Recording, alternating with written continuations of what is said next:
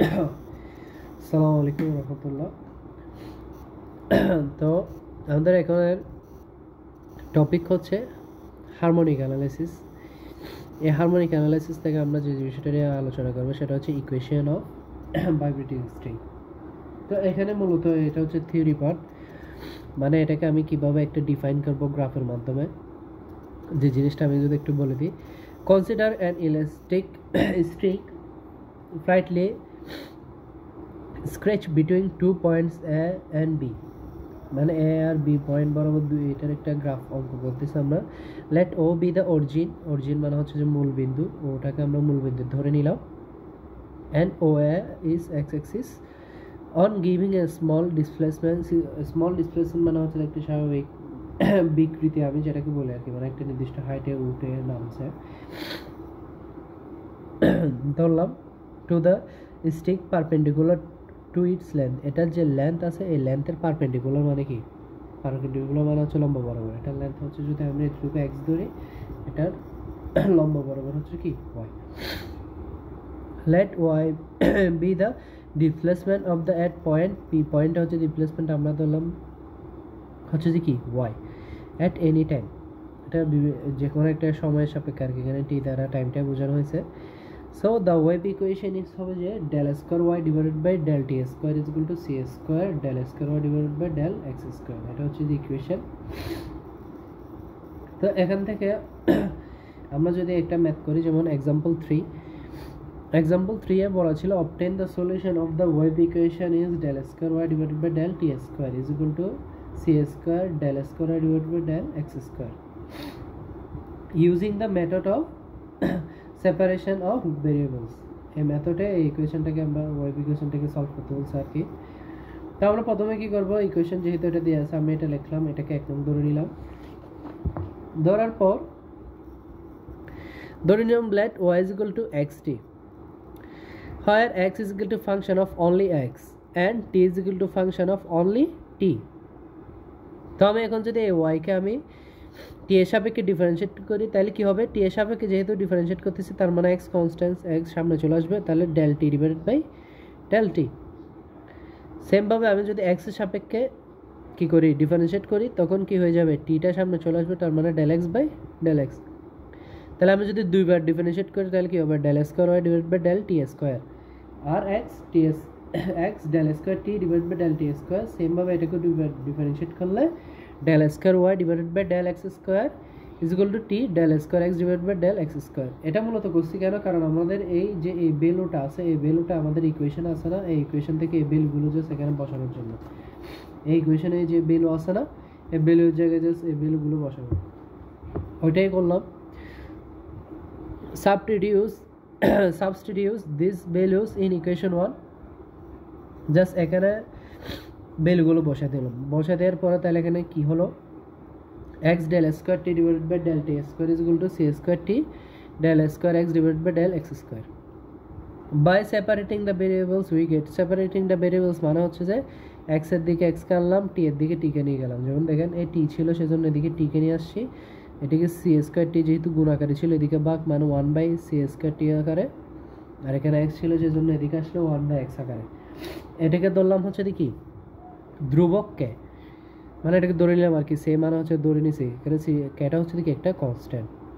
তো ধরে যেহেতু দিচ্ছি তাহলে আমরা এখান থেকে কি লিখতে পারি, হয় এটা ইজ ইকুয়াল টু কে, না হয় এটা ইজ ইকুয়াল টু কে। তাহলে প্রথমে লিখলাম 1/c square T del square T divide by del T square is equal to K. তাহলে 1/c স্কোয়ার টিটা এদিকে যেহেতু আছে 1/এর এদিকে গেলে সি স্কোয়ার টি, মানে এদিকে ভাগ এদিকে আসলে গুণ আর কি, তাহলে গুণ হয়ে গেল। গুণ হয়ে যাওয়ার পরে আমি যদি এটাকে কি লিখি, অক্সিলারি ইকুয়েশনে যদি রূপান্তর করে লিখি, এটা যেহেতু প্লাস এদিকে আসছে মাইনাস, তাহলে এখানে যদি del square divide by del T স্কোয়ারকে যদি এম ধরি, তাহলে এটা কী হয়ে যাবে, এই পুরো পোর্শনটার মান কী হয়ে যাবে, তাহলে এম না M square minus C square K. Auxiliary ইকুয়েশনে যে চলকটা ধরে সেই চলকটা বসানো, সেজন্য টিটা বসানো, এখানে টি এর মানে বের হবে এম আকারে, সেটা পরের জায়গায় দেখবো আমরা।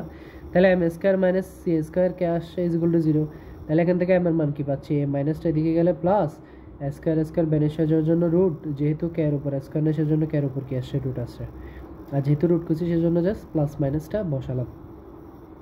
সেমভাবে এদিকেও করলাম, 1/x is equal to del square X divide by del X square is equal to K. তাহলে এই ভ্যালুটা এখানে জাস্ট বসালাম। তাহলে 1/x যেহেতু এদিকে আছে বাঁক আকারে, এদিকে গেলে কী হয়ে যাবে গুণ। তাহলে এদিকে যে গুণ হয়ে গেল কী হলো, del square X divide by del X square is equal to X T. এরপর আসি এখানে del square divided by del X স্কোয়ারকে আমরা কী ধরলাম, এন ধরলাম, এখানে পাশে লিখছি। তাহলে এন ধরলাম, তাহলে এন বসালাম, তার মানে এন স্কোয়ার, এটা প্লাস, এদিকে আসলাম মাইনাস, যেহেতু আগে বলছি চলক বসবে না, তাহলে শুধু কে। তাহলে এটা ওদিকে গেলে কী হয়ে গেল, মাইনাস কেটে এদিকে গেলে প্লাস কে, যেহেতু স্কোয়ার আছে ব্যানিশ করার জন্য কী করলাম, রুট করলাম, সেজন্য প্লাস মাইনাস কে। তাহলে এই এম এর জন্য একটা ভ্যালু আসছে, এই এন এর জন্য একটা ভ্যালু আসছে না, তার মানে দুইটা আসছে। তার মানে এখানে চলক ছিল টি, এখানে চলক ছিল হচ্ছে কি এক্স, তার মানে দুইটা ভ্যালু আসবে, একটা হচ্ছে এক্স আর একটা হচ্ছে টি। তাইলে আমরা এখানে মূলত দুইটা সত্য নিয়ে লিখলাম। যদি কে এর মান তো আমরা ধরে নিয়েছি, তো এটা আমরা তো জানি না সেটা কি প্লাস মান না মাইনাস মান, তো ধরে নিলাম যদি 0 থেকে বড় তার মানে কি প্লাস মান হয়। তো এটা পার্শিয়াল ওই ডিফারেন্সিয়াল ইকুয়েশনে কিছু রুটের ম্যাথ ছিল, যেখানে বলা থাকতো যে কি যদি এই রুটদ্বয় সিমিলার এবং কি হয় ভিন্ন হয় এবং কি হয় বাস্তব হয়, তাহলে এক ধরনের C1 C2 যে জিনিসটা আমি যদি আপনাদেরকে একটু বইয়ে দেখাই,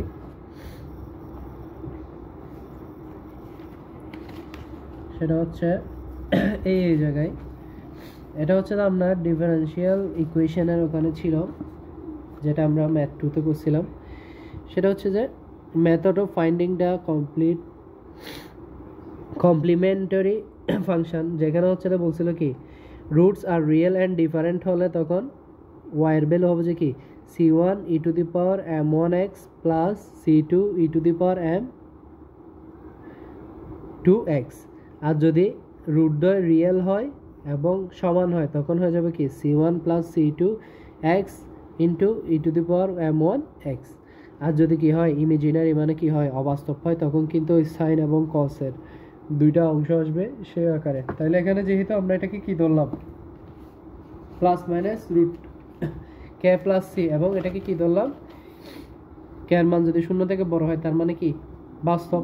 তাহলে বাস্তব হলে কি বলছিলাম C1 e to the power mx, এখানে x না হয় t, কেন হয়েছে কারণ এটা একটা t এর ফাংশন, দ্যাটস ওয়াই এখানে কি হয়ে গেছে x এর জায়গায় t, আর m হচ্ছে যে এই যে m এর মান আমরা বের করছি একটু আগে এটা। তারপর সেম ভাবে C2 e to the power mx, এখানে একটা হবে m1 একটা হবে কি m2, এখানে প্লাস মানটা হবে, এখানে কোনটা হবে মাইনাস মান, দ্যাটস ওয়াই এখানে কি দিছিলাম প্লাস মাইনাস দিছিলাম। সেম ভাবে x এর ক্ষেত্রে যেহেতু এখানে C1 C2 ধরছি, তার মানে এখানে ধরতে হবে কি C3 C4 e to the power mx, তো এটার ক্ষেত্রে একবার প্লাস kx আর এটার ক্ষেত্রে মাইনাস kx। এখানে x কেন হয়েছে কারণ এটা একটা x এরই ফাংশন। এখন যদি কি হয় 0 থেকে ছোট হয়, তাহলে 0 থেকে ছোট মানে কি ইমেজিনারি নাম্বার না, মানে -1 -2 মাইনাস রুটের মধ্যে মাইনাস আসে মানে কি ইমেজিনারি পার্ট। তাহলে অবাস্তব যদি আসে তখন কি হয়ে যায়, তখন হয়ে যাবে যে C5 cos mx, তাহলে m এর মান প্লাস C6, এখানে C5 C6 আসার কারণ হচ্ছে যে C1 C2 C3 C4 ধরে নিয়েছি, তার মানে এখানে কি আসবে C5 আসবে, এখানে আসবে C6, তাহলে C5 cos mx plus C6 sin mx, একটা cos পার্ট একটা সাইন পার্ট, সেমভাবে এখানেও একটা cos পার্ট একটা সাইন পার্ট, যেহেতু এটা t এর ফাংশন দ্যাটস ওয়াই t, এটা x এর ফাংশন দ্যাটস ওয়াই x, আর m এর মান এগুলো, এখানে m এর মান ছিল রুট কে সি আর এখানে জাস্ট রুট কে। তাহলে আমরা এটা কি ধরছিলাম, hence we are the dealing with the wave equation, আমরা এটা এই লাইনটা জাস্ট লিখছি এই কারণ হচ্ছে যে আমাদের এখানে কে এর মান ছিল না, তার মানে আমরা জাস্ট ধরছি কি কে এর মান 0 থেকে বড়, মানে বাস্তব হিসেবে আমরা ধরে নিয়েছি। তাইলে সলিউশনটা কি হবে y is equal to tx, তাহলে y is equal to t এর জায়গায় t, যেহেতু আমরা এটা বাস্তবিক ধরছি তার মানে t এর এই ভ্যালুটা, এই t এর এই ভ্যালু ইন্টু x এর এই ভ্যালু জাস্ট এখানে বসাই দিলাম t আর x এর জায়গায়, এটা হচ্ছে আমার সলিউশন। আচ্ছা, এরপর এক্সাম্পল 4 যদি আমরা দেখেন, তাহলে বলছে যে find the solution of the wave equation is del square Y divided by del T square is equal to C square del square Y divided by del X square. আচ্ছা, তাহলে এখানে কি করতে হবে, সার্চ that Y is equal to P naught, এটা ওরা বলে দিছে পি নট কস পিটি, যেখানে পি নট হচ্ছে একটা কি constant value, when x is equal to l and y is equal to 0 when x is equal to 0, তার মানে y is equal to p not cos pt কখন হবে, যখন x এর মান হবে l, আবার y is equal to 0 হবে কখন, x is equal to 0। এটা ওরা কি বলে দিছে। তাহলে আমাকে এটা জাস্ট সলিউশন করতে হবে। তাহলে আমাকে যেহেতু বলে দিছে, আমরা এই এক্সাম্পল 3 তে যেরকম করছিলাম, from the example 3 we got, আমরা কিন্তু কি পাই এক্সাম্পল 3 থেকে এ ওয়াই এর একটা ফাংশনে, যেমন Y is equal to T X ধরছি না, এটা এখানে আমরা দুইটা পাইছিলাম। একটা হচ্ছে যে শূন্য থেকে বড় হলে মানে হচ্ছে যে বাস্তবিক হলে তখন রুটস কীরকম আসবে, আর অবাস্তব হলে তখন রুটস কীরকম আসবে। আমরা এখানে অবাস্তবটা নিয়ে করছি, মূলত এটা বইয়ে এভাবেই করছিল, আমি এখানে সত্যটা লিখে দিছি যেহেতু এটা আমরা অবাস্তবটা নিয়ে করছি। তাহলে এখানে দেখেন, এখানে Y is equal to C one cos C root K T plus C two sine C root K T, তারপর এক্স এর ভ্যালুটা হচ্ছে C three cos root K X C four sine root K X, এটাকে ধরলাম 1 নং। এটাকে 1 নং ধরার পর এখন কি করলাম, y is equal to 0 and when x is equal to 0, ওই এখানে সত্য বলে দিছিল y is equal to 0 হবে কখন, যখন x এর মান 0 হবে। তাহলে y is equal to 0 x is equal to 0 টা আমি যদি ইকুয়েশন 1 এ বসাই, তাহলে কি হয় দেখেন, y এর মান যেহেতু কি ধরছি 0, তাহলে y এর জায়গায় 0, তারপর x is equal to 0, এখানে কি x আছে নাই, তার মানে এটা পুরো পার্টটা বসে যাবে। বসে যাওয়ার পর দেখেন এখানে x আছে না, তাহলে x is equal to 0 হলে কি হবে, এটা পুরোটা 0, তাহলে cos 0 ডিগ্রির মান কত জানি আমরা 1, সেজন্য 1, তাহলে c1 এর সাথে 1 গুণ করলে c1, আর এখানে যদি x বসাই তাহলে এটা পুরোটা 0, তার মানে sin 0 ডিগ্রি মান 0, তার মানে এটা পুরোটাই 0, তার মানে এখানে জাস্ট থাকবে কি c3, দ্যাটস ওয়াই c3। বা এখান থেকে আমি কি পাচ্ছি, এটা এদিকে আছে গুণ আকার, এদিকে গেলে ভাগ, তাহলে আমরা এখান থেকে পাবো c3 ইজ ইকুয়াল টু কি 0, এটা কিন্তু 0 হবে না, এটা ধরে নেওয়া হয়, এটা এই ম্যাথে দেখায় নাই, পরের ম্যাথে দেখানো হবে যে s এই পুরো part is not equal to 0, ঠিক আছে, হচ্ছে গেল। এরপর putting value of c3 equation 1, এই যে c3 ইজ ইকুয়াল টু 0 ভ্যালুটা পাইলাম, এটা যদি আমরা ইকুয়েশন 1 এ বসাই তাহলে কি হবে, তাহলে দেখেন y ইজ ইকুয়াল টু, এটা বসে গেছে যেহেতু এখানে কোনো মান চেঞ্জ হয় নাই, জাস্ট এখানে c3 এর মান 0, তার মানে এটা যদি 0 হয় এটা পুরো পার্টটা 0 না, তার মানে জাস্ট কি থাকবে c4 sin root K x, সেজন্য just c4 sin root K x বসে গেল। এরপর y is equal to, আমরা যদি এখানে গুণ করে দিই দেখেন c1 c4 cos c root K T, আর এটা sin root K X, just গুণ করে দিছি, যে এটার সাথে এটা একবার গুণ করছি, এটার সাথে এটা একবার গুণ করছি, তাহলে এখানে বসে গেল। এখানে দেখেন এখন এখানে কি বসাচ্ছে, এখানে আরেকটা সত্য দিছিল না, p is equal to p not cos pt কখন হবে, যখন x is equal to l, তাহলে এই দুইটা সত্য যদি আমি এখানে বসাই, এটাকে 2 নং ধরছি, তাহলে এই 2 নঙে যদি আমি এই দুইটা কি বসাই, সত্য বসাই মানে y আর x এর মান বসাই, তাহলে কি হয়, এই y এর জায়গায় p not cos pt is equal to, এখানে সবই সেম বসে গেছে, জাস্ট এই x এর জায়গায় কি হয়ে গেছে দেখছেন l, সেম ভাবে এখানে c3 c4 sin kt, আর এখানেও হয়ে গেছে x এর জায়গায় l।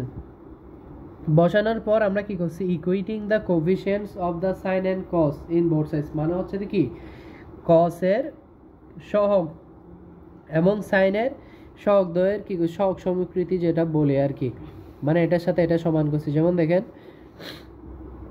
এই সাইডে কস পিটিটা হচ্ছে কসের জন্য একটা কোণ, ওই আমরা যেরকম কস টিটা বা কস এ লিখতাম না, এরকম এটা পিটিকে কি ধরলাম, এটা কোণের অংশ ধরলাম, তাহলে cos pt মানে cos-এর এই ক্ষেত্রে কোএফিসিয়েন্ট কি পি নট, মানে লেফট হ্যান্ড সাইডে, আর রাইট হ্যান্ড সাইডে কি কি আছে cos-এর, এখানে কি cos উপাংশ আছে, সরি cos অংশ আছে নাই, তার মানে জাস্ট এখানে আছে cos-এর অংশ কি c1 c4 আর কি sin রুট kl না, তাহলে p naught is equal to c1 c4 sin root kl, কেন বসছে, আমরা এখানে এই যে cos উপাংশ অংশ আছে, এই cos অংশের কি করছি সহগ সমীকৃতি করতেছি, মানে সহগ দ্বয়কে সমান ধরতেছি, equating the coefficients of sin and cos in both side. তাহলে এখান থেকে c1 c4 এর মান কি পাইছি, sin রুট kl টা এদিকে আছে গুণ, এদিকে আসছে কি হয়ে গেছে ভাগ হয়ে গেছে, তাহলে p naught by sin root kl। Same ভাবে এখন করব sin উপাংশটা, এখানে কি কোনো sin উপাংশ আছে নাই, তার মানে এখানে কি হয়ে যাবে 0, আর এখানে আছে, হ্যাঁ এখানে আছে, এই সাইন আছে, এই এখানেও সাইন আছে। তাহলে এই সাইনের অংশ পুরোটা কোনটা? আমি যদি এখান থেকে নিই, এখান থেকে দেখেন এখানে কোনো কিন্তু সাইনের অংশ, এই পুরা সাইন অংশ এখানে যেহেতু নাই, এখানে আছে, এখানে হচ্ছে কি রুট ক্যাটি যদি নিই তাহলে কি হয়ে যাবে, সাইন রুট ক্যাল C2 C4। তাহলে এখানে নিলাম, এখান থেকে এই সাইন উপাংশ, এই সাইন অংশ, এই সাইন অংশের জন্য কি কি আসছে, কোফিশিয়েন্ট এটা আসছে আর এটা আসছে, আর এখানে যেহেতু কিছু নাই তার মানে কি আসছে, 0 আসছে। তাহলে এখান থেকে আমি C2 এর মান কি পাচ্ছি, যেহেতু এটা গুণ, ওদিকে গেলে ভাগ, তার মানে যেহেতু যে কোনো সংখ্যা দ্বারা ভাগ করলে কি হয়ে যাবে, ভাগ। তাহলে C2 ইজ ইকুয়াল টু কি 0। আর আমি আগে বলছিলাম এখানে PT ইজ ইকুয়াল টু আমরা কি দিচ্ছিলাম, সরি PT না, টি তো একটা ফাংশন, টি আর এক্স কে কিছু দিতে হবে না, কারণ টি আর এক্স হচ্ছে ফাংশন। এখানে মূলত কোন অংশ ছিল হচ্ছে যে পি। তাহলে পি সমান আমরা কি দিচ্ছিলাম, রুট কে সি না, রুট কে সি। তাহলে ধরলাম P is equal to C root K. তাহলে এখান থেকে রুট কে এর মান কি পাইছি, পি বাই সি পাই গেছি না, তিনটা ভ্যালু পাইছি না, C1 C4 এর ভ্যালু পাইছি, C2 এর ভ্যালু পাইছি, আর root K is equal to P by C এর ভ্যালু পাইছি। এগুলো জাস্ট আমরা এখানে আবার সেমভাবে কী করবো, বসাই দিব, বসাই দিলে সলিউশনটা চলে আসবে। তাহলে সলিউশনটা হচ্ছে যে জাস্ট দেখেন, putting the values in equation 2, y is equal two আমরা কি পাইছিলাম, y ইজ ইকুয়াল টু কী ছিল, y ইজ ইকুয়াল টু ছিল C1 C4 cos C root k t sin root k x plus C2 C4 sin C root k t sin root k l। তাহলে এখানে C1 C4 এর জায়গায় এটা বসলো, তারপর হচ্ছে যে C2 এর জায়গায় 0 বসলো, তার মানে এটা পুরো পার্টটা কি হয়ে গেল, 0। তাহলে দেখেন দ্যাটস ওয়াই এখানে ওই ভ্যালুটা নাই, তার মানে এটা পুরোটা 0। তাহলে এখানে কি থাকলো, y is equal to P naught sine root K L is equal to cos PT sine P by C. এখানে পি বাই সি কেন আসছে, রুট কে এর জায়গায় কি বসাই দিলাম, P by C, R C1 C4 এর জায়গায় কি বসেছে ওটা দেখালাম। আর এখানে পি কোথা থেকে আসছে, সি রুট কে এর জায়গায় পি বসালাম। দেন দেখেন এখানে আবার সেম রুট কে এল এর জায়গায় জাস্ট পি বাই সি বসাই দিলাম। এটাই হচ্ছে আমার সলিউশন। বই এতটুকুই করছে, এতটুকু হচ্ছে আমার কি সলিউশনটা।